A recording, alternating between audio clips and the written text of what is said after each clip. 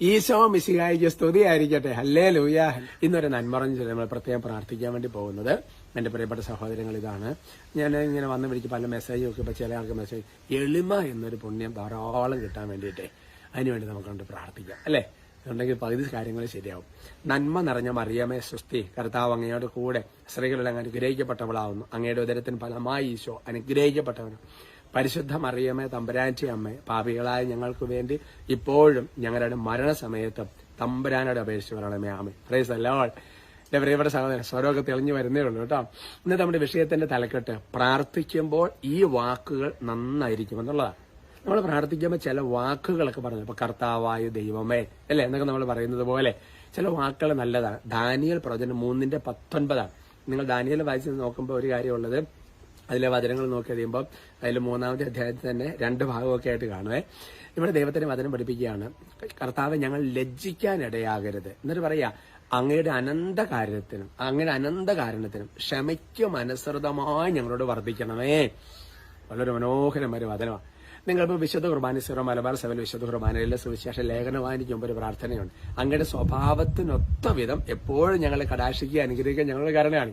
കാരണം ദൈവത്തിന്റെ സ്വഭാവം എന്ന് പറയുന്നത് അവിടുന്ന് കാരുണ്യവാനാണ്, അവിടുന്ന് കരുണ കാണിക്കുന്നവനാണ്, അവിടുന്ന് മറക്കുന്നവനാണ്, അവിടുന്ന് പൊറുക്കുന്നവനാണ്. അപ്പൊ കർത്താവെ അങ്ങനെ സ്വഭാവം അതാണല്ലോ എന്ന് ഓർമ്മിപ്പിച്ചിട്ട് പ്രാർത്ഥിക്കുക എന്ന് പറഞ്ഞ് ഇവിടെ പ്രാർത്ഥിക്കുക. കർത്താവെ ഞങ്ങൾ ഒരിക്കലും ലജ്ജിക്കാൻ ഇടയാകരുതേ. ഉദാഹരണം പറഞ്ഞ് ഞങ്ങൾ കർത്താവിൽ ശരണം വെച്ച് ഞങ്ങളൊരു കാര്യത്തിന് പോയി, ഞങ്ങൾ ലജ്ജിക്കാൻ ഇടയാകരുതേ പ്രാർത്ഥിക്കുകയാണ്. എന്നിട്ട് പറയുകയാണ്, കർത്താവെ അങ്ങയുടെ അനന്ത കാരുണ്യത്തിന്. കാരുണ്യം അനന്തമാണെന്ന് പറഞ്ഞിട്ട് നിങ്ങൾ സങ്കീർത്തന പക്ഷെ സൂപ്പർ സങ്കീർത്തനമുണ്ട്, അത് നിങ്ങളൊന്ന് വായിച്ച് പഠിച്ചോട്ടെ. കുട്ടികൾ അത് കണ്ടുപിടിക്കണം കേട്ടോ. എന്നിട്ട് ഏത് സങ്കീർത്തനം പറയണം കേട്ടോ. ഹല്ലേലൂയ. അപ്പൊ അവിടെ പറയുകയാണ് എന്റെ പ്രിയപ്പെട്ട സഹോദരൻ, അവിടെ എല്ലാം അങ്ങയുടെ കാരുണ്യത്തിനൊത്ത അദ്ദേഹം കാരുണ്യത്തിന് എന്തുമാത്രം തവണയാണെന്ന് അറിയാം. 51 സങ്കീർത്തനം അല്ല കേട്ടോ, വേറൊരു സങ്കീർത്തനമാണ്. ഹല്ലേലൂയ. എന്റെ പ്രിയപ്പെട്ട സഹോദരങ്ങളെ, പിന്നെ പറഞ്ഞത് പോലെ അപ്പൊ കാരുണ്യം അനന്തമാണ്. അവിടുത്തെ കാരുണ്യം പ്രഭാഷകന്റെ പുസ്തകത്തിലുണ്ട് കേട്ടോ. അവിടുത്തെ കാരുണ്യം അനന്തമാണ്. അപ്പൊ അനന്തം എന്ന് പറഞ്ഞാൽ ഒരിക്കലും അവസാനിക്കാത്തത്. അപ്പൊ പിന്നെ ക്ഷമ അങ്ങനെ തന്നെ. അതാണ് കർത്താവെ അവിടുത്തെ കാരുണ്യത്തിനും അനന്ത കാരുണ്യത്തിനും ക്ഷമയ്ക്ക് അനുസൃതമായി എന്നോട് വർദ്ധിക്കണം. കർത്താവ് എന്നെ തള്ളിക്കളയരുത്, നശിപ്പിക്കരുത് അല്ലെ എന്നൊക്കെയാണ് പറഞ്ഞു വരുന്നത് തന്നെ അർത്ഥം.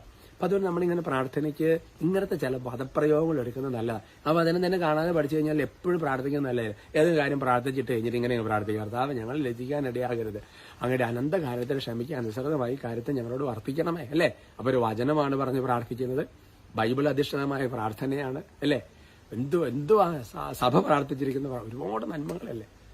അതുകൊണ്ടാണ് ബെന്റോർപ്പാപ്പ പറഞ്ഞത്, നിങ്ങളുടെ വചനവായന പ്രാർത്ഥനയാകണത് പ്രാർത്ഥനയിൽ നിന്ന് പ്രാർത്ഥനയ്ക്ക് വരുമെന്ന് പറയുന്നത്. പ്രൈസല്ലോ. കർത്താവ് പ്രത്യേകം അനുഗ്രഹിക്കട്ടെ കേട്ടോ. നമുക്ക് ഒരുമിച്ച് സ്തുതിക്കാം. ഈശോയെ ഞങ്ങളങ്ങ് ആരാധിക്കുന്നു, സ്തുതിക്കുന്നു. Hallelujah, hallelujah, hallelujah. ഈശോയെ അവിടുത്തെ വലിയ കൃപ കൊണ്ട് അഭിഷേകം ഞങ്ങൾ ഓരോരുത്തരും നിറയട്ടെ. എല്ലാ പൈശാചികത്തിനും അന്ധകാര ശക്തികളെയും ശല്യങ്ങളുടെ തടസ്സങ്ങൾ യേശുവിന്റെ നാമത്തിൽ നിങ്ങൾ നിങ്ങളുടെ കുടുംബങ്ങളിൽ നിന്ന് ശാസിക്കുന്നു, ബന്ധിക്കുന്നു, ബഹിഷ്കരിക്കുന്നു, കുരിശിന്റെ ഇവിടേക്ക് ആട്ടിപ്പായും.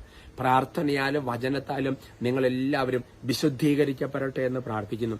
കർത്താവായ ദൈവമേ, നിങ്ങളുടെ എല്ലാ പ്രത്യേക നിയമങ്ങളും ഇപ്പോൾ ഈശോയുടെ നാമത്തിൽ അനുഗ്രഹിച്ച് ആശീർവദിക്കുന്നു. ഓ കർത്താവായ ദൈവമേ, നിങ്ങൾക്ക് ഇന്നത്തെ ദിവസം വലിയൊരു അനുഗ്രഹത്തിന്റെ ദിവസമായി മാറട്ടെ. ഇന്നത്തെ രാത്രി നിങ്ങൾക്ക് അനുഗ്രഹത്തിന്റെ രാത്രിയാകട്ടെ. ഇന്നത്തെ പ്രഭാതം നിങ്ങൾക്ക് നല്ല പ്രഭാതമാകട്ടെ. ഇന്നത്തെ മധ്യാഹ്നം നിങ്ങൾക്ക് കൃപയുടേതായി മാറട്ടെ. നിങ്ങളുടെ ഉദ്യമങ്ങളിലെല്ലാം കർത്താവ് നിങ്ങളെ വിജയിപ്പിക്കട്ടെ. ഈശോയുടെ നാമത്തിൽ ആശീർവദിക്കുന്നു, ഇപ്പോഴും എപ്പോഴും എന്നേക്കും. ആമേൻ.